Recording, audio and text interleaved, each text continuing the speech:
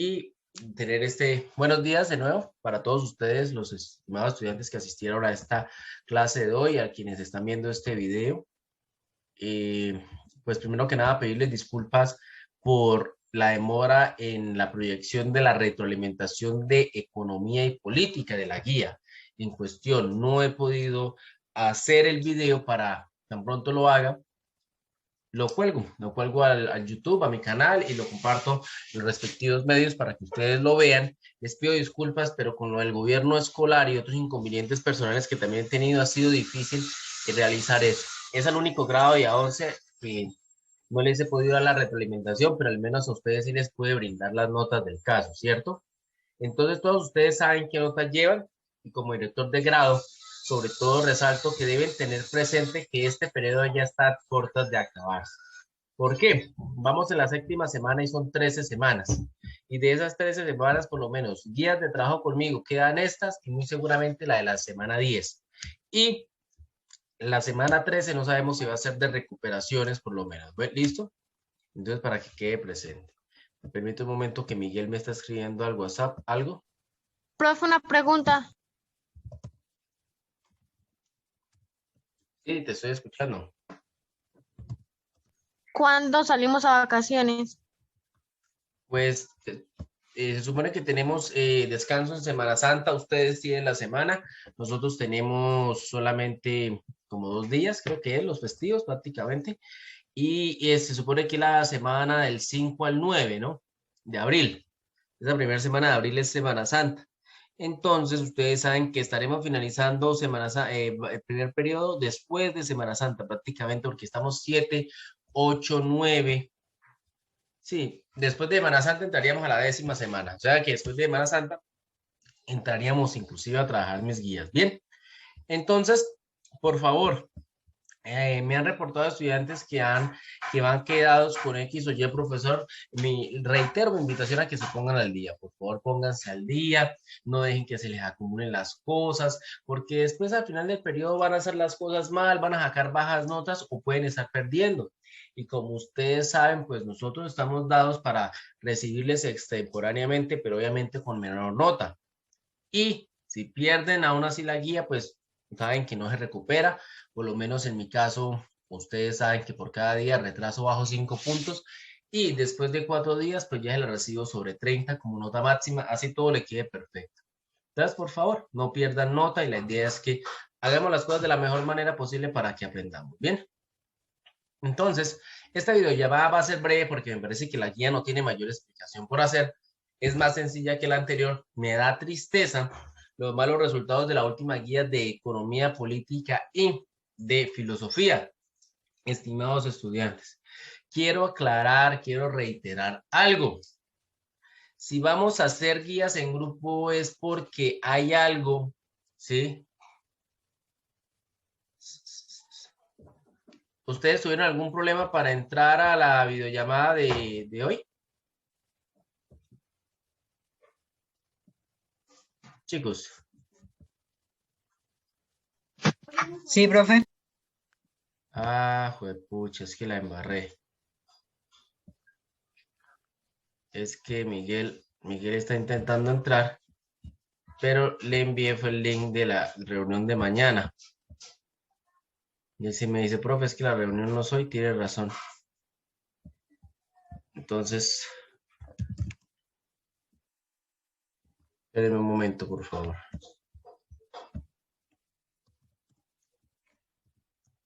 Ya. Bien, entonces, ¿de qué estaba hablando que me perdí? Perdón, de los trabajos. Yo los únicos trabajos que puedo valer en grupo son trabajos cuando no hay otra opción de respuesta, como por ejemplo los de filosofía que muchas veces se prestan para eso cuando las respuestas son literales del texto, ¿sí? Y aún así no todas las preguntas deben ser literales, pero cuando yo veo que los estudiantes se copian hasta las mismas respuestas que deben realizar con su opinión propia, pues yo tengo que anular y he anulado varios trabajos y desafortunadamente debo decirlo, mi grado, espero que no sea con los demás profesores, pero ustedes como mi grado son los que en la guía número 2 peores resultados obtuvieron porque unas guías muy mediocres por lo general. muy básicas por lo general. ¿Listo? Entonces, no, o sea, no todos, por favor. Pero deben tener presente eso, por favor. Hay que hacer las cosas de la mejor manera posible porque lo contrario, ¿qué nota les puedo dar? Bueno, y ya saben que como dividir los criterios de calificación, pues sencilla y llanamente, usted en el hacer puede, en el parámetro de forma puede sacar buena nota, pero en el saber si tengo que colocarle uno, se lo coloco y con gusto, ¿sí? Porque el hacer es todos los parámetros de forma de presentación del trabajo, puntualidad, que se vea bien presentado, desarrollado, todo eso, ¿sí? Y el saber si estoy siendo muy estricto con la calificación. Para eso subdividí esos dos aspectos para que no se quejaran después. Tengo más estudiantes que han entrado a la videollamada. Deseo incluirlos en la asistencia. Muy buenos días al señor Miguel, Zair y Esteban. Buenos días. ¿Me escuchan, por favor? ¿Me confirman su asistencia? Hola, Miguel. Esteban y Zair, ¿cómo están? Mal. Y eso, cuénteme. Te escuchamos. Si necesitas un hombro en el cual llorar, aquí estamos. Profesor, no he pasado ninguna día con usted. Qué tristeza. Tranquilo que no es el Ya. único. Me da como vergüenza en todas esas clases. Bueno, entonces, por favor, hagamos el esfuerzo. Precisamente estamos hablando de eso porque no eres el único caso. Hay mucha displacencia de ustedes, de algunos. Entonces, muchachos, si tienen que perder conmigo, pierden. Y yo dejo estudiantes, yo no me importa, porque es que para eso yo me mato la cabeza haciendo guías, haciendo videollamadas y todo, pero si pierden es por su responsabilidad, por no aprovechar, porque el mismo sistema está hecho para que ustedes pasen. Pero tampoco puedo desde ya promoverles la alcahuetería de que no, que por uno solo que pierda, entonces no. El que tenga que perder, pierde, punto. Pero es por su mérito, no porque yo lo haga perder. Entonces está en sus manos, no en las mías. Yo hago la de Pilatos aquí hoy, 16 de marzo, ¿listo? Vamos a hablar rápidamente entonces, hablando, teniendo claro eso, habiendo hablado de toda esta situación. Creo que lo del servicio social también ya se habló con el director. Y Esteban, por favor, no me raye la pantalla. Yo aquí sé quién me está rayando eso. Bueno, porque si no, tengo que expulsarlo de la videollamada y a su vez bajarle Profesor, nota. es que se me trabó el celular. Se me trabó el Ah, bueno. celular. Entonces, por favor, téngalo presente. Yo Se me aquí me da más trabó el control que el que celular, tenía en profesor. clase. Qué pena. Acuérdate. Qué pena. Tranquilo, bien. Entonces vamos con la guía en cuestión para no perder más tiempo. Es la guía en filosofía, la número 3.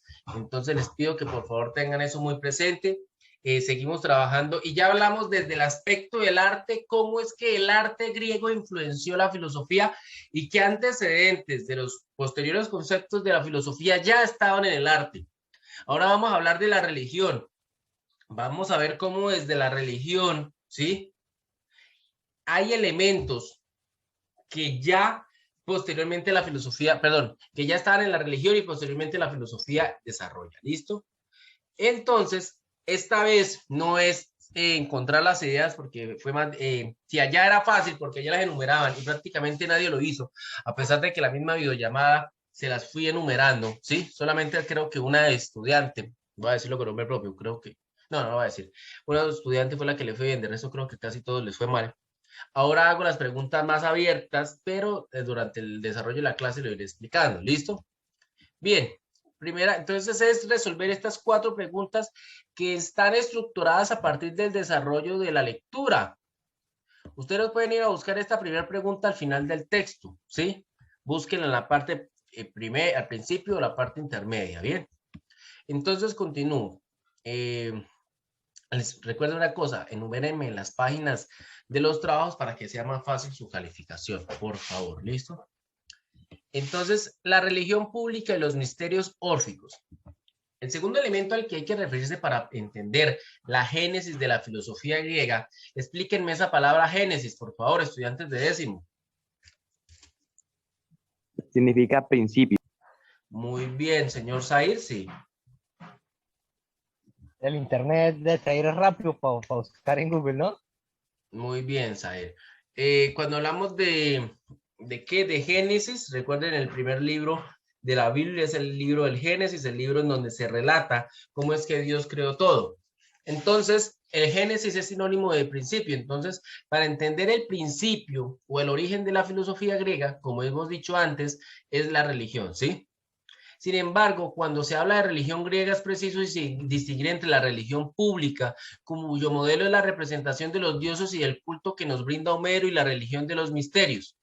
Y la religión de los misterios. Ojo aquí, aquí hay una subdivisión ya que nos está presentando el texto. Nos está diciendo pilas, porque si vamos a hablar de religión griega hay dos cosas, la religión pública y la religión privada.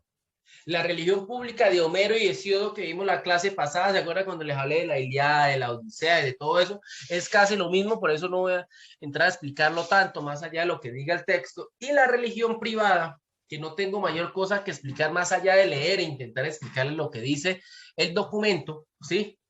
Que es el otro elemento que va a dar influencia a la filosofía, ¿listo? Entre ambas formas de religiosidad existen numerosos elementos comunes, como por ejemplo una concepción politeísta de base, pero también hay diferencias importantes que en algunos puntos relevantes, por ejemplo la concepción del hombre, el sentido de su vida y de su destino último, constituyen antítesis en sentido estricto. ¿Cómo así antítesis? Los escucho, estimados estudiantes. ¿Qué significa la palabra antítesis? Los escucho. 1, 2, 3. Bueno, no alcanzaron a buscar en Google, dijo Miguel. Cuando hablamos de antítesis, son dos posturas que son totalmente contrarias. Son dos tesis, dos formulaciones, dos conceptos, dos ideas, mejor, no hablemos de conceptos, que son totalmente contrarias, ¿sí? Y por ser totalmente contrarias, entonces son opuestas. Entonces vemos que tanto la religión pública como la religión privada tiene elementos comunes, como ¿cuál? Una concepción politeísta de base. Entonces vamos a la primera pregunta. Explica qué significa que la religión pública griega y la de los misterios, es decir, religión privada, tenían como elemento común ser politeístas. Creo que es en lo único que pude hacer diapositivas para poderlo explicar. Entonces, tienen en este momento unas breves y ramplonas diapositivas de base que hice para hablar del politeísmo. Volvemos a la genealogía de los dioses de Hesíodo. Todos esos dioses que ustedes ven ahí son las representaciones, todas esas imágenes que ven ahí son las representaciones de las deidades griegas. La palabra politeísmo es una palabra griega compuesta que significa poli, muchos, ¿sí? Y teísmo es de teo, de deus, de Dios, ¿sí? Politeísmo, muchos dioses. Entonces la concepción griega, tanto pública como privada, era igual la visión de los dioses en cuanto habían muchos dioses. Todos los dioses eran personificación de las fuerzas naturales del mundo. Entonces, Profe, sí, esos eran los dioses del hogar, agricultura, familia, el rayo, el mar y todo eso. sí, señor. Todo, voy para allá. Eran personificaciones de rasgos naturales del entorno, ¿sí? Entonces, este era la diosa del hogar, la que traía fecundidad al hogar y orden al hogar. Deméter era la diosa de la agricultura, la que permitía que las cosechas fueran fértiles. Era la diosa de la familia, y Zeus, el dios del rayo y de los cielos. Poseidón, el dios del mar. Hades, el dios del inframundo, de los muertos. Hefesto, el dios del fuego y de la herrería. Ares, el dios de la guerra. Dionisos, el dios del vino y las festividades. Hermes, el dios mensajero, el dios que iba a todos los extremos del mundo para llevar los mensajes de los dioses. Atenea, la diosa de la sabiduría y también de la guerra. Artemisa, la diosa de la cacería. Apolo, el dios de la belleza y también personificación del dios sol. Y Afrodita, la diosa del amor. Los griegos personificaban todos los aspectos de la naturaleza por medio de una deidad. Todos los aspectos de la naturaleza estaban respaldados en los hombros o personificados por un dios, quien era el responsable de esos aspectos. ¿Listo? Entonces, si yo quería viajar en el mar y quería un buen viaje, pues le hacía un sacrificio a Poseidón. Si yo esperaba que en la guerra me fuera bien, tenía en cuenta también a Ares. Si quería también, en la agricultura quería que me fuera bien, entonces le pedía a Deméter por medio de un sacrificio que cubriera con su bendición los frutos que estaba cosechando. Y así sucesivamente, politeísmo. Pero vamos a contraponer a una nueva tradición, y esto es una representación de ¿qué religión? Uno. Católica. La Muy bien, católica. Miguel, sí. lo uso como cristianismo desde un nivel general, no hablando del cristianismo protestante, pero la representación, bueno, quedémonos con el catolicismo para no entrar en ese debate. Vemos que en cuanto el paganismo era politeísta, muchos dioses, el contexto cristiano, me gusta irlo trayendo porque cuando lleguemos a Edad Media es bueno tener estos antecedentes, era monoteísta, es decir, un solo Dios, una sola representación de la deidad, un solo Padre, ¿sí? Un solo Creador. ¿Qué es que el Dios de esto, aquello? Nada. El cristianismo no tiene deidades inferiores, no, solo hay un Dios que es el único omnipotente que tiene poder, no más. ¿Listo? Bien. Entonces, retomando la guía, sigo leyendo. Entonces, habíamos hablado de que religión pública, religión privada, un elemento común, politeísmo, ya lo explicamos, ya dimos prácticamente la respuesta, ¿sí? Y a su vez hay diferencias. Y esas son las preguntas que yo les hago en la guía. Ojo, la concepción del hombre, el sentido de su vida y su destino último. Entonces, por eso yo les hice esas preguntas. Explica la diferencia entre la religión pública griega y la de los misterios respecto a la concepción del hombre. Y eso es lo que va a desarrollar el texto. ¿Cómo así? Cada religiosidad, cada postura religiosa tenía una definición de qué era el hombre, ¿sí? O cuál era el sentido del hombre como tal. Siguiente pregunta. Explica la diferencia entre la religión pública griega y la de los misterios respecto al sentido de la vida y del hombre y su destino. Es decir, cada postura, tanto la pública o la privada, tenía un sentido respecto... Esperen, voy a cerrar la puerta porque es que están trabajando afuera, hay mucho ruido.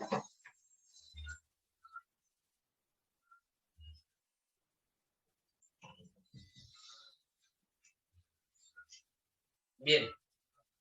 Les pido disculpas. Entonces, también, además de definir el hombre a partir de su concepción religiosa, cada aspecto de esa religiosidad tenía presente que veía el destino y el fin último del hombre de una manera muy diferente. Y eso va a ser muy influyente no solamente para la religiosidad griega, sino para también el posterior cristianismo, que si bien no nació en Grecia y todo eso, va a lograr encontrar elementos comunes, sobre todo con esta religiosidad de los misterios, no tanto con la religiosidad pública, ¿bien? Y hay una pregunta que esta está en la parte final del texto, no está en el desarrollo, ya lo digo para que lo tengan presente, que se explica por qué la carencia de un libro sagrado, dogmas y una casta sacerdotal permitieron el nacimiento y desarrollo de la filosofía. Ya veremos por qué. Bien, entonces por ahora tengan en cuenta sobre todo la pregunta B y la C, porque la A, ahorita en la explicación que hice, ya la respondí, ¿cierto? Espero que hayan tomado apuntes. Continúo.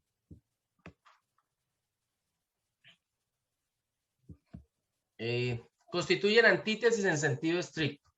Ambas formas de religión son muy importantes para explicar el nacimiento de la filosofía, pero, al menos desde ciertos puntos de vista, la segunda forma posee una especial importancia. Bien, el texto nos está diciendo, tanto la religión pública como la privada influyeron notablemente en el desarrollo y nacimiento y desarrollo de la filosofía, pero influyó más o perduró más, sus elementos perduraron más dentro de la filosofía, la religión de los misterios, es decir, la privada. Bien. Empecemos por mencionar algunos rasgos esenciales de la primera forma de religión, la pública. ¿Listo? Para Homero y para Hesíodo, que constituyen el punto de referencia para las creencias propias de la religión pública, puede decirse que todo es divino, porque todo lo que sucede se explica en función de las intervenciones de los dioses. Ustedes recordarán que yo ya les expliqué todo lo de los dioses, todo eso en la clase anterior. Bien. Entonces, resulta que si yo era hasta la locura, la felicidad, el hambre, todo, hasta todo lo que yo llegara a sentir, hasta mi modo de actuar, era resultado directo e indirecto de los dioses.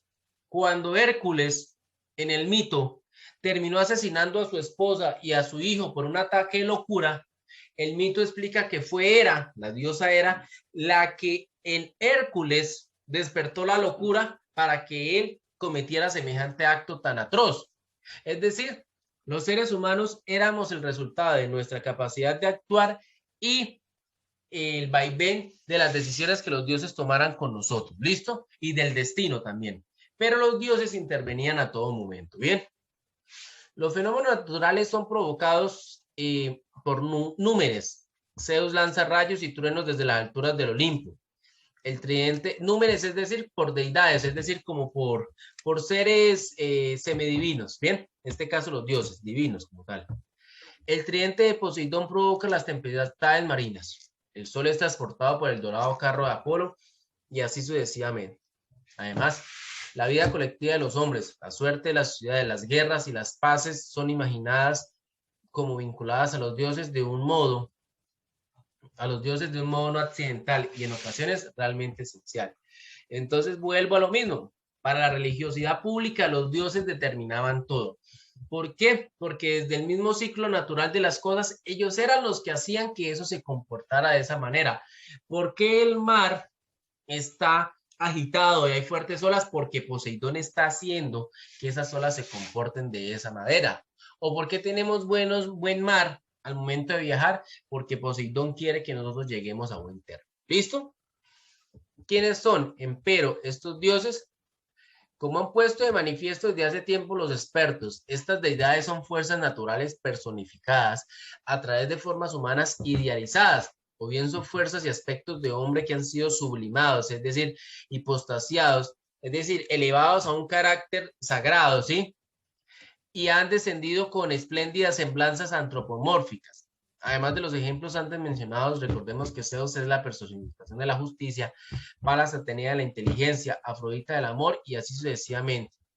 Estos dioses, por tanto, son hombres amplificados e idealizados y, en consecuencia, solo difieren de nosotros en cantidad y no en cualidad. Debido a ello, los especialistas consideran que la religión pública de los griegos constituye una forma de naturalismo clave. Esto es clave. Consiguientemente, lo que esta le exige al hombre no es y no puede ser un radical cambio interior, un elevarse por encima de sí mismo, sino por el contrario, seguir a su propia naturaleza. Todo lo que se pide al hombre es que haga en honor de los dioses aquello que es conforme a la naturaleza. La primera filosofía griega fue tan naturalista como la religión pública griega y la referencia a la naturaleza se convirtió en una constante del pensamiento griego a lo largo de todo su desarrollo histórico. Les resumo, y esto tiene que ver con la segunda pregunta. La religión pública griega definía al hombre como parte de un entorno natural en el cual debía vivir y debía comportarse tal cual el entorno natural se lo permitiera. Es decir, el hombre era el resultado de una especie más en el mundo que no tenía que buscar una vida después de la muerte, no tenía que renunciar a su cuerpo, no tenía que renunciar a sus pasiones, no, tenía que ser humano, porque eso era lo que hacía parte del mundo. Entonces, en la religión pública griega homérica, las pasiones, los deseos, pero también la sabiduría, la justicia y todo lo demás estaba. Y no era malo ser justo o injusto, sino que eso era parte de la condición humana y punto. Que usted la administrase de la mejor manera, quizá ayudado también por un dios o por los dioses, era lo que podía hacer, pero no podía escapar de ello y no podía dominarlo. ¿Listo? Algo claro o enredado. Es decir, desde la religiosidad pública, el ser humano hacía parte de un mundo, de un entorno natural en donde él vivía y lo único que podía hacer era vivir de la mejor manera dentro de ese entorno natural. Bueno, no tendría que negar el mundo, negar los deseos, las pasiones, no. Todo, desde lo bueno y lo malo que tuviese el mundo, hacía parte de nuestra existencia. ¿Bien? ¿Claro hasta ahí? ¿O algo enredado? Por favor, los escucho.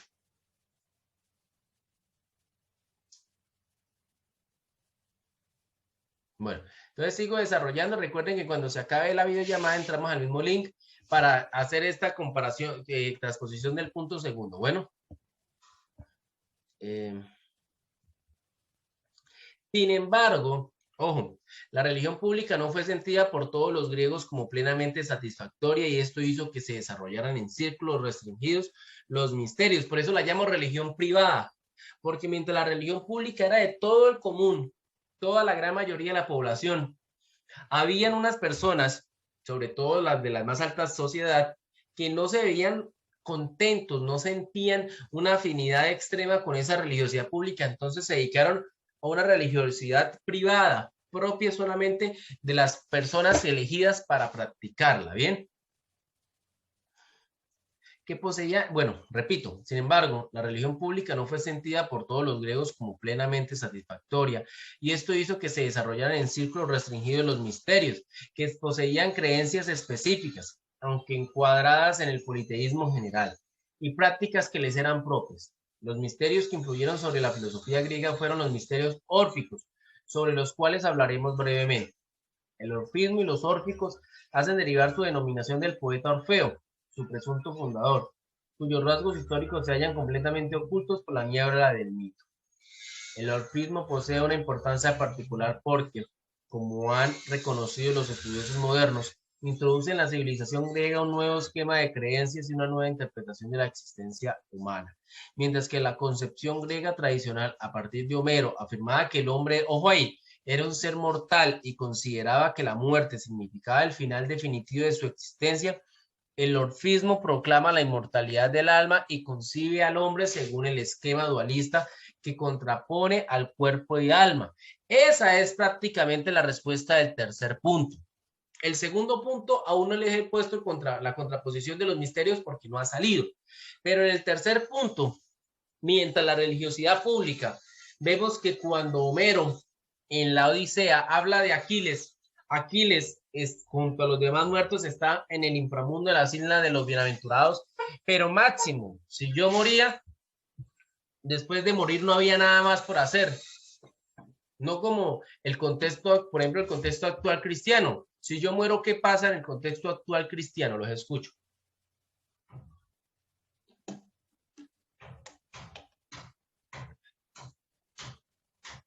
¿Alguien o todos se desconectaron? ¿Qué pasa cuando alguien muere hoy en día? Se entierra. Y después de que se entierra, ¿qué pasa con esa persona? Se vuelve, Se Queda ahí polvo. hasta que se... Se vuelve polvo. Ah, listo. O sea, para el cristianismo, la persona cuando muere se entierra y se vuelve polvo y listo. Ah, bien. ¿Algo más? Para el cristianismo, perdón, no.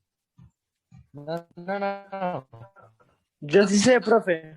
Te escucho, Yo Esteban. sí sé qué pasa. Pasa al purgatorio y de ahí, pues eso es lo que yo tengo entendido, ¿no? Y de ahí esto, Sí, Pues lo que, pues te lo que escucho, yo he Esteban. entendido es que se quedan ahí. Pues yo no sé lo que es, he entendido, ¿sí? De lo que me han dicho y eso. Y pues lo que he visto, que se quedan ahí. La alma se queda ahí y espera hasta que pues Dios venga y ahí sí se decide si se va para el infierno o para el cielo. ¿Cierto? O sea, el caso es que después de la muerte hay una vida. Es una vida que va a girar en torno a Dios y si nosotros somos merecedores de una vida junto a Dios es por nuestros actos. Bueno, ahí hay un debate en torno a eso, ¿sí? Pero si dejémoslo moralmente así, si hemos sido buenos, estaremos junto a Dios, ¿cierto? Y buenos cristianos, buenos y buenos cristianos. Si hemos solo sido buenos, pero no hemos sido cristianos, desde el catolicismo se irá al purgatorio, desde el catolicismo. Pero si hemos sido malas personas y además malos cristianos, pues muy seguramente nos iremos al infierno, ¿cierto? Pero hay algo después de... En la tradición homérica no había nada después de, prácticamente, más allá de que las almas eran una especie de esos fantasmistas, y ustedes han visto que esa nubecita y ya, ese hálito, ese aire, ¿sí? En la tradición homérica no había una explicación clara de eso. El griego antiguo no pensaba tanto en eso. A él le importaba era la vida de aquí, no la vida después de la muerte. Pero ya en los misterios, en esta tradición pública, el sentido del hombre, ¿sí? Ya no es solamente en vida, sino después de la muerte. Después de la muerte, porque es que el sentido último del hombre es su vida después de la muerte, no esta vida, que esta vida es temporal. Listo, vamos a ir viendo eso, por favor. Entonces, ojo, porque estamos hablando de la respuesta al tercer punto. Bien, el núcleo de las creencias órficas puede resumirse del modo siguiente. En el hombre se alberga un principio divino, un demonio, alma que cae en un cuerpo debido a una culpa originaria. Es decir, nuestra alma es el resultado de que ha caído a nuestro cuerpo, se ha mezclado con nuestro cuerpo por una culpa, porque no el alma de nosotros y de todos los seres humanos está pagando una condena, porque lo contrario estaría con los dioses, ¿sí? O estaría con lo divino, con algo, pero como tiene una culpa, una mácula, diríamos, recuerden que en el cristianismo nosotros estamos manchados desde el pecado original de Adán y Eva, ¿sí? Algo semejante aquí. Aquí tenemos una culpa, un pecado y estamos condenados a seguir yendo y viniendo, muriendo y volviendo a renacer. Bueno, este demonio no solo preexiste al cuerpo, sino que no muere junto con el cuerpo y está destinado a reencarnarse en cuerpos sucesivos a través de una serie de renacimientos para expiar aquella culpa originaria. Ojo con esa palabra demonio. Demonio no es el animal con cachos ahí que nosotros vemos, no. La palabra griega es daimon, ¿sí? Y la palabra griega daimon es un ser que está entre lo divino, en el más allá, y lo humano, el más acá. Entonces, una especie de espíritu. La palabra para nosotros hoy en día sería como una especie de espíritu. Es decir, nuestra alma es algo inmaterial que, si bien está aquí en lo terrenal, porque está mezclada con nuestro cuerpo, es también inmaterial y logra ver lo divino, pero está atrapada por el cuerpo. Así creían los misterios órficos. Bueno, la vida órfica con sus ritos y sus prácticas es la única que está en condiciones de poner fin al ciclo de las reencarnaciones, liberando así el alma del cuerpo. Mientras en la religión pública usted se murió y ahí todo acabó, se murió Pepito Pérez y listo, ya ahí quedó solo el recuerdo. En la religión privada usted va a tener una vida después de la muerte y esa vida después de la muerte dependerá de si usted usted como tiene una culpa que está expiando, si usted no logra liberarse en vida de esa culpa, le va a tocar seguir renaciendo, tanto en seres humanos o en seres vivos, ¿sí? Pero si usted en vida logra poner en práctica estos ritos y esas costumbres, ¿sí? Ir a los cultos mistéricos y a su vez de eso hacer una serie de prácticas desde la alimentación y todo lo demás para evitar eso, pues usted va a morir y va a dejar de renacer y su alma por fin va a descansar y va a dejar de renacer para sufrir en este mundo que es sufrimiento y va a ir a descansar. ¿Listo? Entonces es muy interesante esa percepción. Para quien se haya purificado, para los iniciados en los misterios órficos, hay un premio en el más allá. Para los no iniciados existen castigos. Entonces, además de usted renacer, si usted muere y no se inició en los misterios y no se limpió, le toca su alma padecer y a su vez volver a renacer para intentar liberarse de esa culpa. De lo contrario, su alma puede vivir en el más allá. Yo me atrevo a comparar lo que el cristianismo, no digo que es lo mismo para nada, pero como tiene elementos comunes que luego el cristianismo va a encontrar y va a emplear para la evangelización de estos pueblos que ya desde el cristianismo eran vistos como paganos. Bueno, pero es fundamental tener en cuenta ese aspecto de la religiosidad. ¿Listo? Vamos hasta ahí. Se va a cortar la llamada, entonces, la videollamada. ¿Hay alguna pregunta hasta este momento, por favor? De hecho, ya casi acabamos. No, señor. ¿Todo claro, por favor? Pregunten. Sí, señor. Gracias, Aldair. Bien, entonces voy a cortar ya la videollamada. Listo, después de este pequeño corte, continúo la explicación. Entonces dice, en algunas inscripciones órficas halladas en los sepulcros de seguidores de esta secta pueden leerse, entre otras cosas, estas palabras que resumen el núcleo central de su doctrina. Alégrate, tú que has soportado la pasión. Esto antes no lo habías padecido aún. De hombre has nacido Dios. Feliz y dichosísimo, serás Dios y no mortal. De hombre nacerás Dios, porque procedes de lo divino. Esto significa que el destino último del hombre consiste en volver a estar cerca de los dioses. Bueno, la idea, entonces, la idea de los premios, bueno, voy a seguir leyendo ahorita, recojo todo. Bueno, la idea de los premios y de los castigos, la idea de los premios y los castigos de Ultratumba surgió, como es evidente, para eliminar lo absurdo que a menudo se constata sobre la tierra y que hace que los virtuosos sufran y los viciosos gocen. Como señala Edots, quizá surgen la idea, quizás surge la idea de la reencarnación. Metempsicosis es el traslado del alma del cuerpo como una explicación de por qué sufren aquellos que parecen inocentes.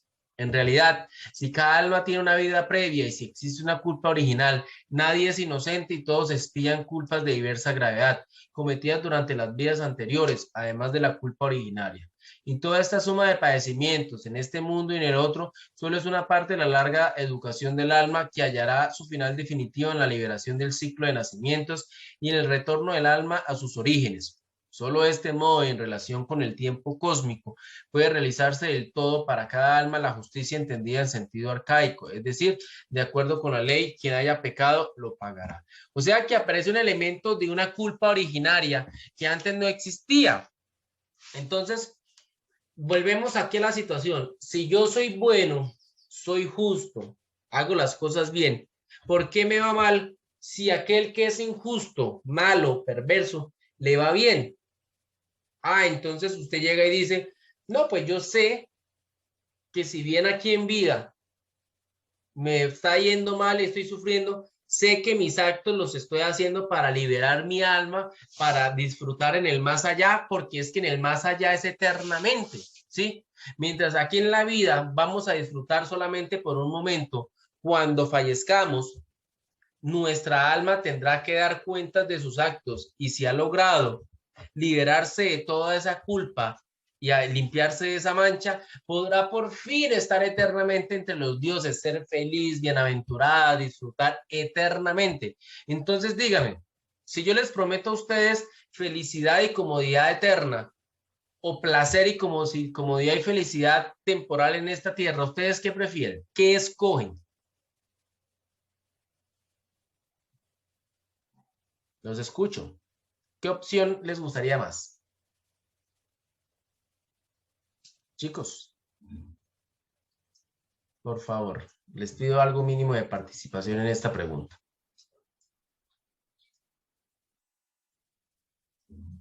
Bueno, entonces continúo.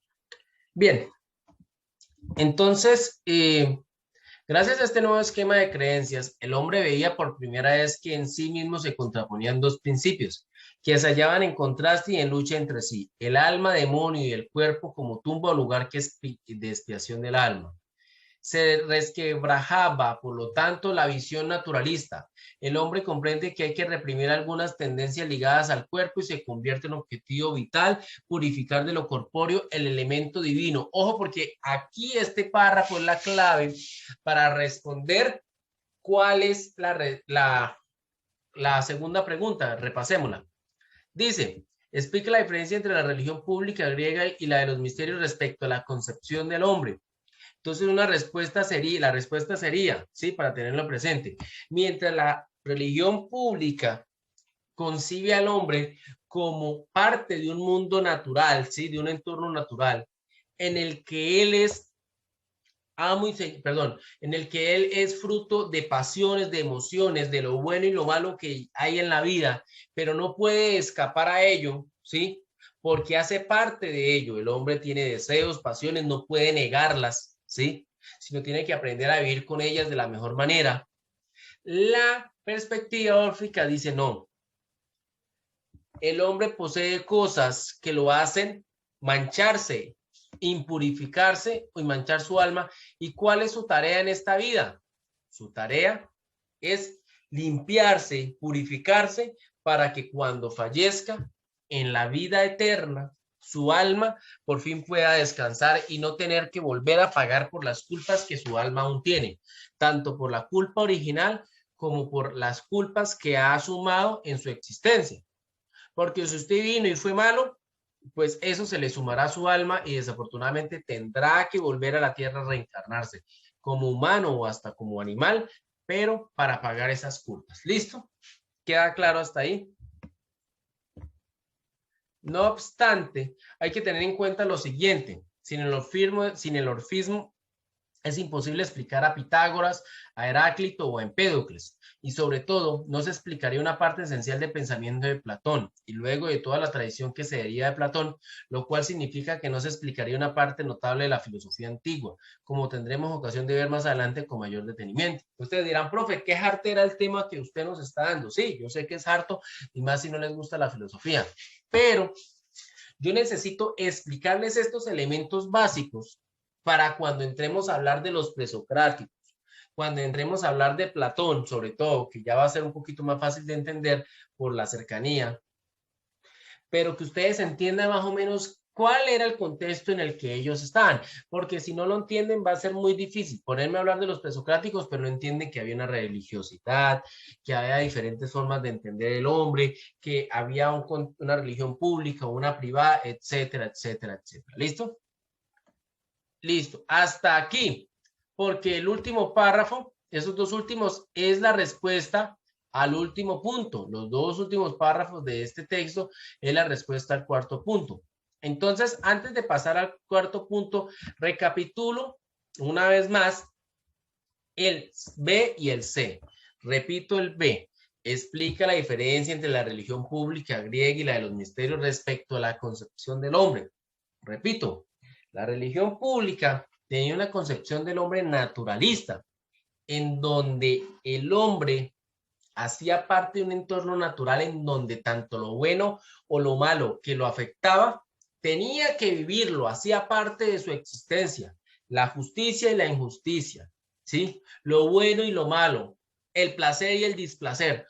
El hombre por igual tenía que afrontar todo ello, porque eso era la vida, era lo que había. No había algo fuera de ese entorno natural. Inclusive los mismos dioses eran el reflejo de ese naturalismo porque hasta los dioses cometían actos que diríamos moralmente inapropiados. Bueno, ya aparece esta visión de los misterios y dice, no, oiga, no señor, el ser humano tiene un objetivo que es purificarse. Entonces, no hay un entorno natural que justifique lo bueno y lo malo de la existencia, no. Lo malo de la existencia es malo y como tal tiene que el hombre alejarse de él, negarlo, porque eso lo va a impurificar y tiene que, por el contrario, limpiar su alma para, si siendo justo, noble, etcétera, así le vaya mal en la vida, poder morir y al morir su alma estar libre de culpa para por fin ir a descansar junto a los dioses eternamente. ¿Listo? Entonces, esa es la gran diferencia entre la concepción del hombre, una concepción naturalista, muy de mundo, y una concepción que ya lo divide en cuanto puro e impuro. ¿Listo? Para cerrar. La C explica la diferencia entre la religión pública griega y la de los misterios respecto al sentido de la vida del hombre y su destino. Entonces, volvemos. Mientras la vida del hombre y el destino del hombre era ser sujeto de todas las afecciones del mundo natural, de las pasiones, de los deseos, de la lujuria, de la pereza, ¿sí? De todo lo que hoy en día llamaríamos bueno y malo, porque era muy humano, era normal, porque era parte del entorno natural. Ojo. Y, perdón, ahí me equivoqué. Mientras el tercer punto, el destino del hombre, ¿sí? El sentido de la vida era vivir lo mejor posible en el entorno natural para morir y sencilla y llanamente ahí acabar su existencia total. No había nada después de la muerte, promesas, nada, ¿sí? Más allá de máximo una vida llena de gloria para ser recordado eternamente, pero después de la muerte no había algo que una promesa, un premio, no, nada.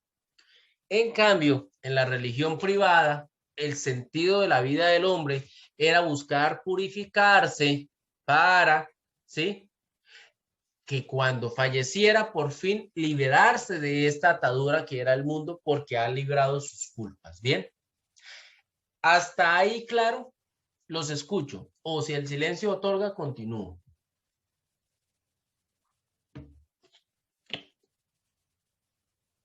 Hasta ahí claro.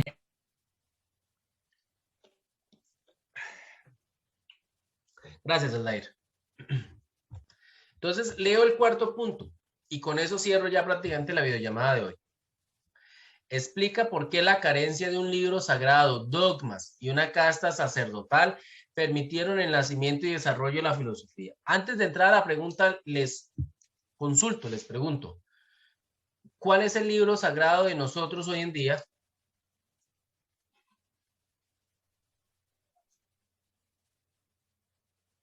La Biblia. ¿Quién habló, Miguel?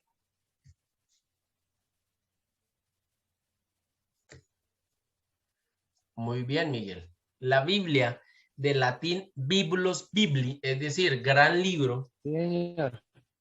es por excelencia el libro sagrado de la cristiandad, porque en él no hay nada más y nada menos que la palabra de Dios, ¿sí? No es que haya historia, relatos como tal. Un buen cristiano, obviamente, pues ya los tomará así literal o no literal. Bueno, hay un debate que no me quiero meter, pero sabe que el resultado de este libro es la palabra de Dios la que está ahí. Los griegos no tenían eso, ¿sí? Ahorita leeremos que los griegos no tenían un libro que les dijera, esta es la palabra de Dios, como si lo tuvo el judaísmo, la Torá y el Talmud, que también será el Antiguo Testamento cristiano, son libros en donde está hasta cánones o reglas por cumplir. Usted no encuentra en el mundo griego un libro que le dijera, usted tiene que hacer esto, aquello, literal como tal, o si no, se irá al infierno. No, como tal, no. ¿Cómo así? Dogmas. ¿Qué es un dogma?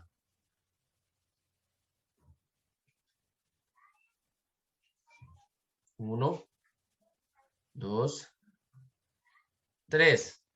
Bien, resulta y pasa que un dogma es una creencia religiosa, o por mejor así, es una verdad religiosa que no tiene ninguna discusión, ¿sí? Es una creencia que es verdadera, valga la redundancia, pero que no entra a discusión porque es un pilar fundamental de la estructura de algún tipo de sistema, en este caso de algún tipo de pensamiento, en este caso el religioso. Ejemplo, hablo del catolicismo. Usted como católico no puede dudar de la virginidad de la Virgen María, porque María, inclusive después de haber tenido a Cristo, siguió siendo virgen.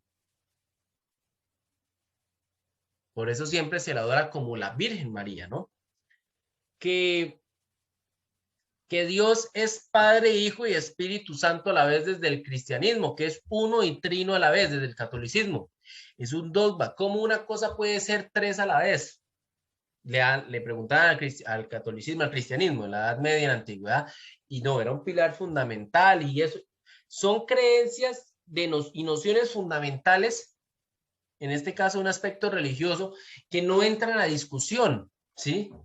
Que no entran a la discusión porque cuando entran representan pilares fundamentales de la religiosidad como tal.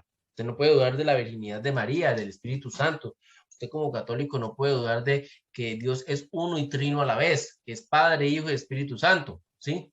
Ahí hay un debate, pero no va a entrar a eso, pero como que estoy tratando de explicar la palabra dogma, ¿listo? Los griegos no tenían eso. Los griegos no tenían dogmas, ¿sí? O sí había creencias y eso, pero como les digo, como lo bueno y lo malo estaba en el mundo, y uno no podía escapar de ellos porque hasta los mismos dioses eran víctimas de ellos, ¿sí? De aspectos morales negativos, llamémoslo así. Entonces, para el hombre griego era normal todo, y no habían dogmas o creencias fundamentales que intentaran ser bases de una religiosidad pura, no. La misma religiosidad griega era el reflejo de cómo eran los hombres. En cambio, no. La religiosidad de hoy en día, el hombre no es lo que es la religiosidad, sino que busca purificarse a partir de esa religiosidad. ¿Listo? Y finalmente, una casta sacerdotal. Ahorita lo leeremos para cerrar esos dos párrafos.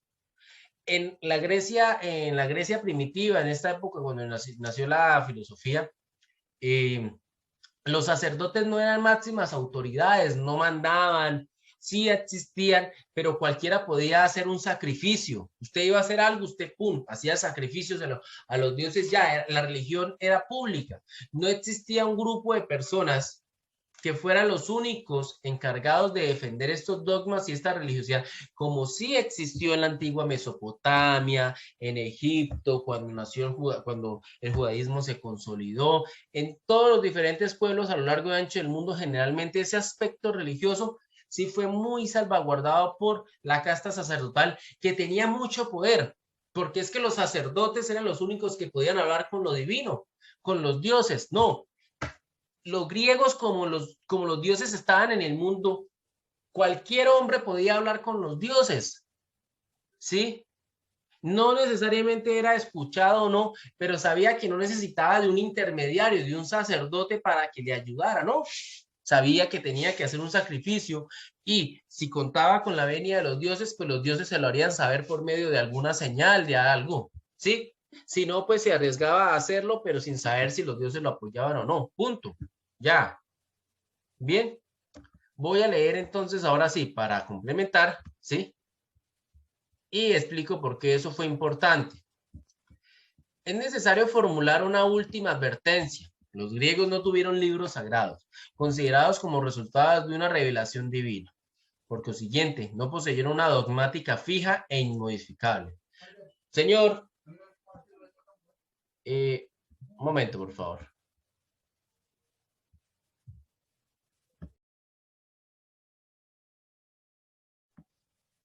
Bien, entonces continúo y ya casi termino. ¿Listo?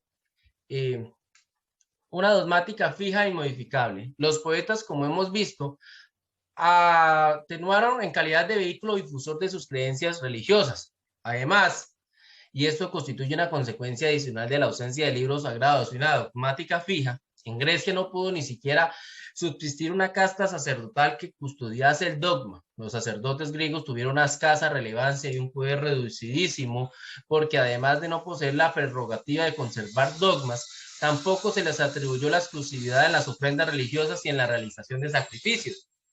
Es decir, lo que ya había dicho ahorita en la explicación, lo acabo de volver a leer en ese párrafo. Como ustedes pueden ver, no habían sacerdotes, no habían libros sagrados, no había nada de eso, ¿listo? Como no había nada de eso, el mundo griego no estaba condicionado a ese aspecto religioso, que ya leeremos, que yo no estoy diciendo que sea malo, pero afortunadamente, como en el mundo griego no existió de esa manera, pues permitió el nacimiento de la filosofía. ¿Por qué? Leo el siguiente párrafo y explico. La carencia de dogmas y de personas encargadas de custodiarlos otorgó una amplia libertad al pensamiento filosófico, que no halló obstáculos como los que habría encontrado en comunidades orientales, donde la existencia de dogmas y de custodios de los dogmas habría provocado restricciones difícilmente superables.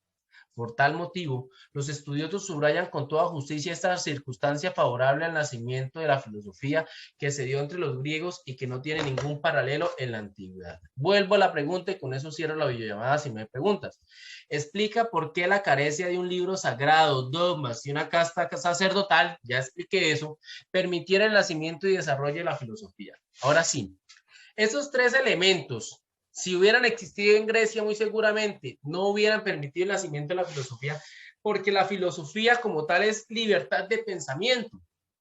Yo, si quiero hacer filosofía, debo tener el derecho de dudar de todo. Debo tener el derecho de poner todo en interrogantes y a partir de la razón, ¿sí? Poder poner en duda las cosas. Pero si hubiera un aspecto religioso del tipo que estamos hablando, no podría poner en interrogación esos aspectos. ¿Por qué? Porque si lo hago yo ya sería hereje, yo ya sería blasfemo, sería condenado por mi aspecto religioso. Entonces, ese aspecto, si hubiera estado presente en el mundo griego, muy seguramente no hubiera permitido el desarrollo de la filosofía como tal. Bien, con eso cierro la clase de hoy. Los escucho, por favor. ¿Hay alguna pregunta? No, señor, todo entendido. ¿Sí? Bien. Escucho a los demás. Aldair me dice que todo está claro. Por favor, los demás me pueden ir diciendo.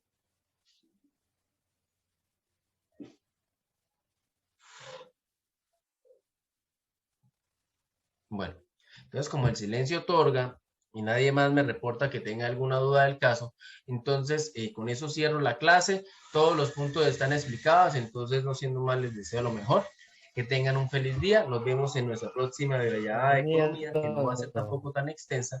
Cuídense mucho. Chao, chao.